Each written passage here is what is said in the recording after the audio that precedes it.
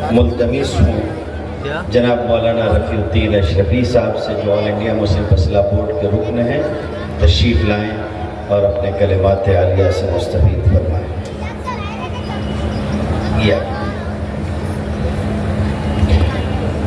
السلام علیکم ورحمۃ اللہ وبرکاتہ۔ الحمدللہ والصلاة والسلام علی رسول اللہ صلی اللہ علیہ وسلم۔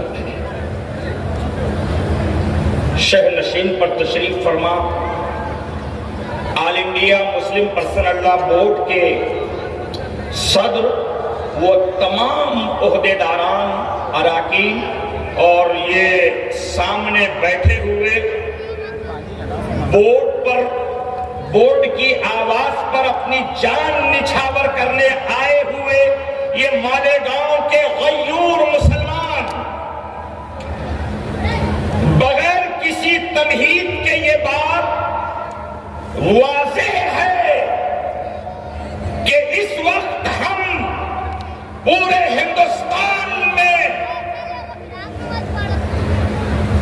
وقف ترمیمی قانون 2025 کے رد کروانے کے لیے پوری طاقت سے حکومت سے مطالبہ کر رہے ہیں، احتجاج کر رہے ہیں کہ یہ قانون واپس لیا جائے، اس لیے کہ یہ قانون ہماری شریعت کے خلاف ہے، مسلمانوں کے خلاف ہے۔ اتنا ہی نہیں، یہ قانون माझ्या भारताच्या जे संविधान आहे, आमच्या संविधानाच्या विरोधामध्ये हा कानून तुम्ही संशोधन केलेला आहे। यह कानून वापस लो, यह कानून वापस लो, वक्फ बिल की सिया तरमीमात वापस लो। मराठी बोलना मालेगाव में जरूरी नहीं है, पण मी तरी सुद्धा म्हणत आहे, कारण या अधिवेशनामध्ये काही गोपनीय अहवाल सादर करणारे लोक लपून बसत असेल तर त्यांना मी म्हणत आहे, लिहा आणि तुमचा धर्म जर सत्य असेल तर जे आम्ही म्हणत आहे ते तुम्ही लिहून पाठवा। नारे तकबीर, नारे तकबीर। आम्ही काय म्हणत आहे की तुम्ही जे वक्फ संशोधन कायदा 2025 या पार्लमेंट आणि राज्यसभामध्ये पास केलेला आहे ते संविधानाचा विरोध आहे, मुसलमानांचा विरोध आहे, इस्लामचा विरोध आहे, तरी आम्ही मुसलमान त्याचा पास करण्याचा विरोध कायदा फेटाळण्यासाठी, निषेध करण्यासाठी ह्या जमावडा सांगलेला आहे। आणि मालेगाव मध्येही नाही, संपूर्ण भारतामध्ये all India Muslim personal law board असा करणारा साहेब हे तुम्ही पाठवा। All India Muslim personal law board, अकाबिर बोर्ड आगे बढ़ो, सिया कानून वापस लो। और हमारी मराठी जबान से भी गृह मंत्री जी को समझ में नहीं आया। केम छो हारू छे, वो भी आता है, बोर्ड में ऐसे जिम्मेदार मौजूद हैं, तो हमको तुम्हारी भाषा बोलने पे मजबूर मत करो। हम संविधान की भाषा बोल रहे हैं, इसी पे समझो। संविधान के जरिए हम तुम्हारे कान तक हमारा दर्द पहुंचा रहे हैं। मैं आपको ये कहना चाहता हूं, न घबराओ मुसलमानों, खुदा की शान बाकी है, अभी इस्लाम जिंदा है, अभी कुरान बाकी है। ये जालिम क्या समझते हैं जो अपने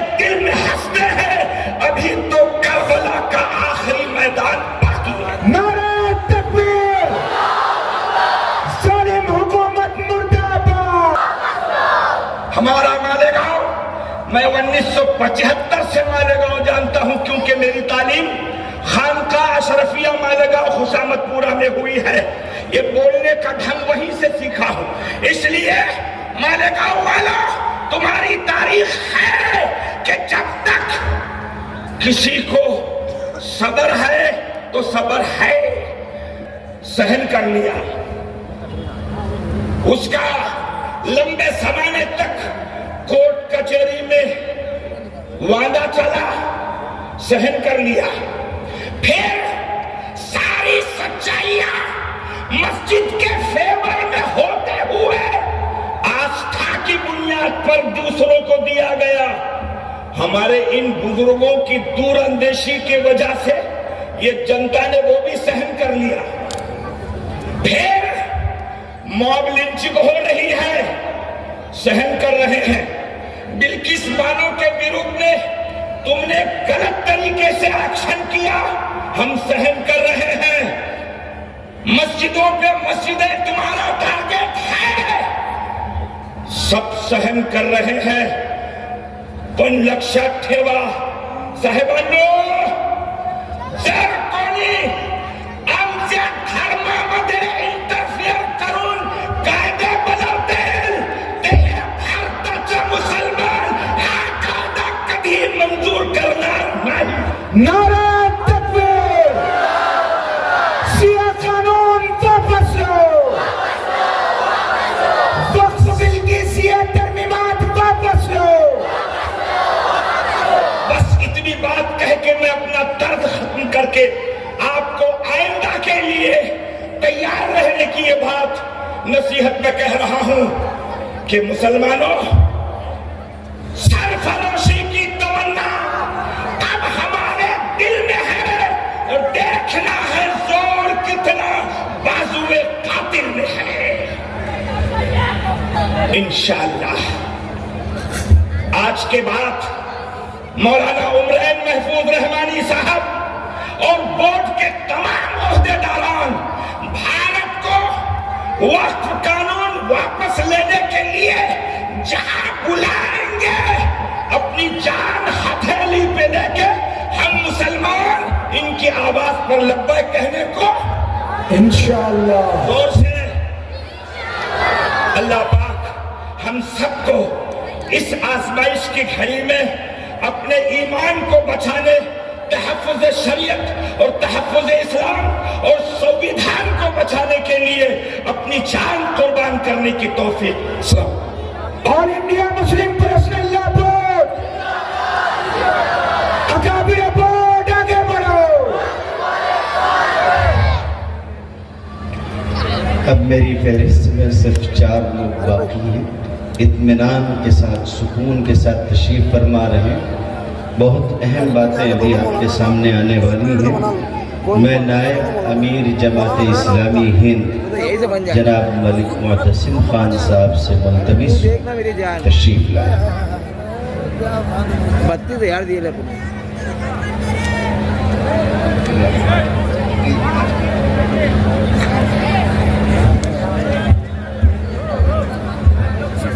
तू बोल कालिया। औज़ु बिल्लाहि मिनश शैतानिर रजीम। बिस्मिल्लाहिर रहीम। सदर इजलास शहनशीन पर तशरीफ फरमा, उलमाए इकराम, दानिश्वर हज़रात, सियासी कायदीन और इस अजीम शान एहतजाजी जलसे में शरीक दोस्तों, भाइयों, अस्सलामु अलैकुम वरहमतुल्लाहि वबरकातुहू।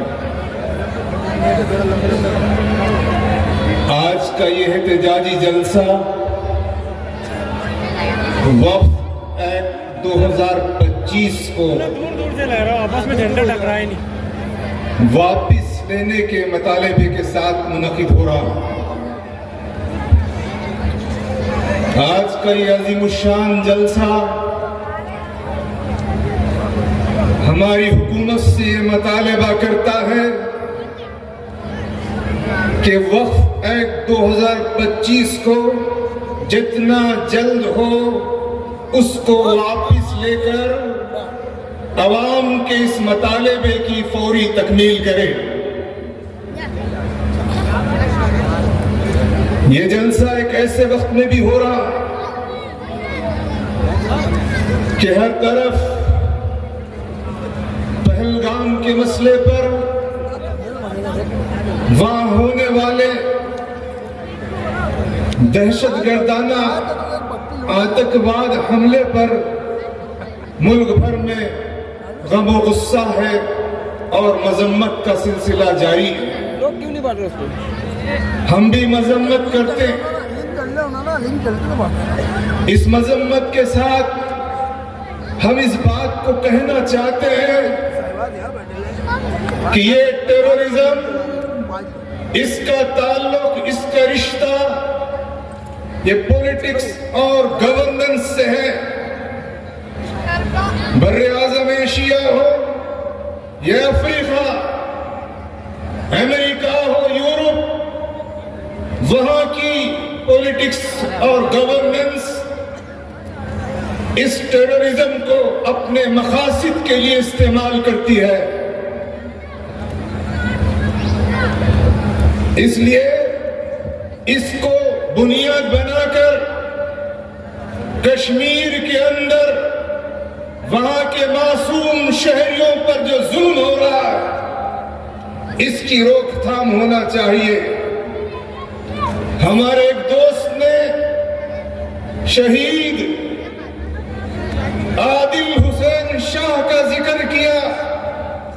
وہ حسینی لشکر کا سپاہی تھا، انسانیت کی حفاظت کے لیے اپنی جان کو قربان کر دیا۔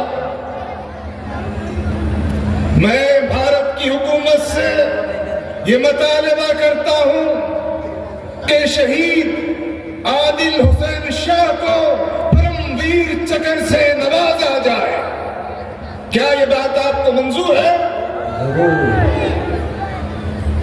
اور اس پہلگام کے ایشو کو بنیاد بنا کر دیش بھر میں کشمیری نوجوانوں پر ظلم، ہماچل پردیش میں، اتراکھنڈ میں، پنجاب میں، ملک کے دیگر علاقوں میں مسلمانوں کے ساتھ ظلم و تشدد کا سلسلہ، یہ بھی فرقہ پرستی، یہ فرقہ وارانہ تشدد، یہ بھی دہشت گردی کی ایک شکل ہے جس کی مذمت ہونی چاہیے۔ میں اس موقع پر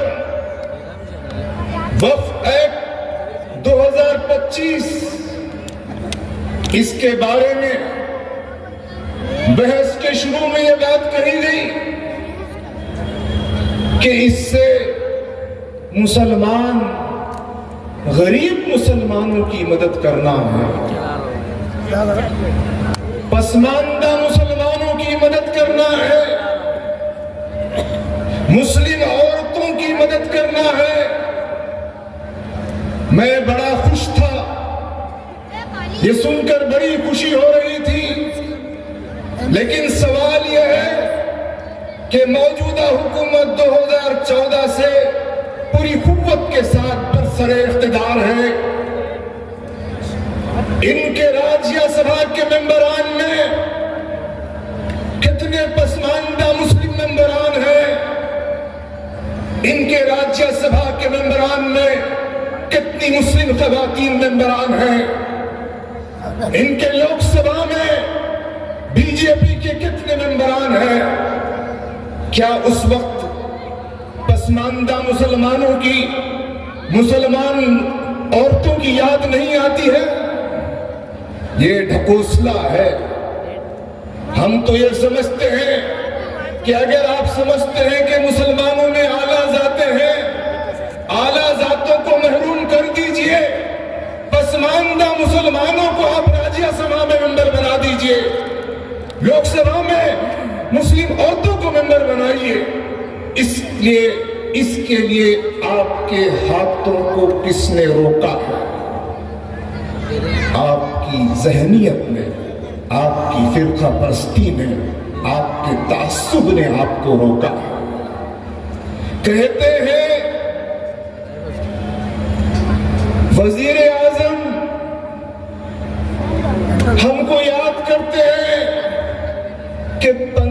بنانے والے ہیں اور وقف کی جائیدادوں کا اچھا استعمال ہوتا تو یہ پنچر نہیں بناتے.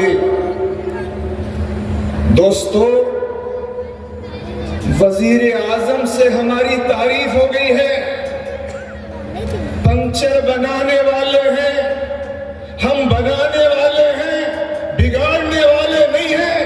اور آپ ملک کے دستور کو پنچر کر رہے ہیں، ملک کی جمہوریت کو پنچر کر رہے ہیں، ملک کے سیکولرزم کو پنچر کر رہے ہیں.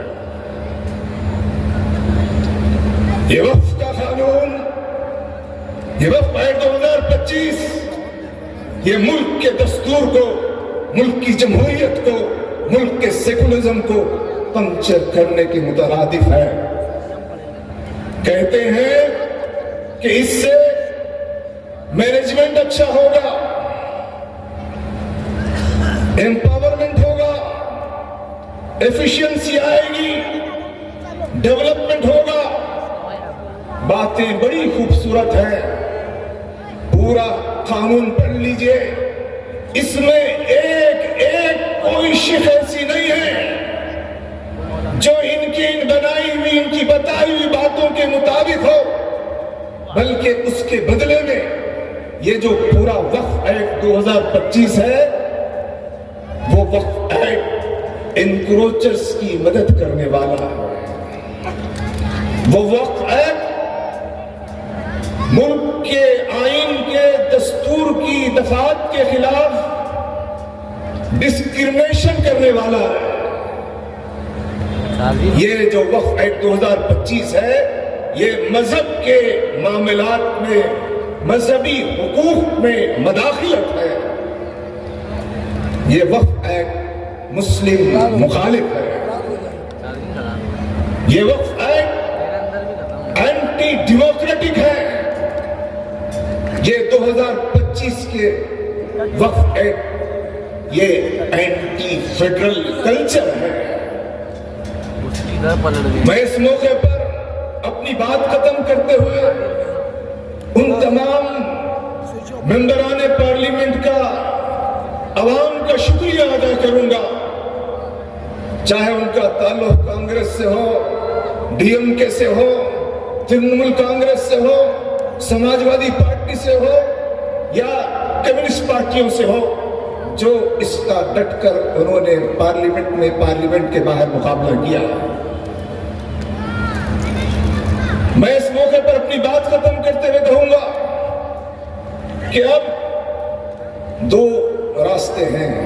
ایک جوڈیشل ہے اور ہمارے لوگ سپریم کورٹ پہنچ گئے. ہمارے یہاں کے سابق ایم ایل اے نے کہا کہ سپریم کورٹ کا فیصلہ کچھ بھی ہو سکتا ہے. میں آپ سے پوچھنا چاہتا ہوں کہ ہم کو دستور ماننا ہے، ہم آئین کے مطابق رہیں گے. کیا ملک کی حکومت کو دستور ماننا نہیں ہے؟ کیا ملک کی عدلیہ کو دستور کے مطابق فیصلہ کرنا نہیں ہے؟ ہمارا تو بیوروکریسی سے، یہ پارلیمنٹیرین سے جو فرقہ پرستی پھیلاتے ہیں اعتماد اٹھتا ہے.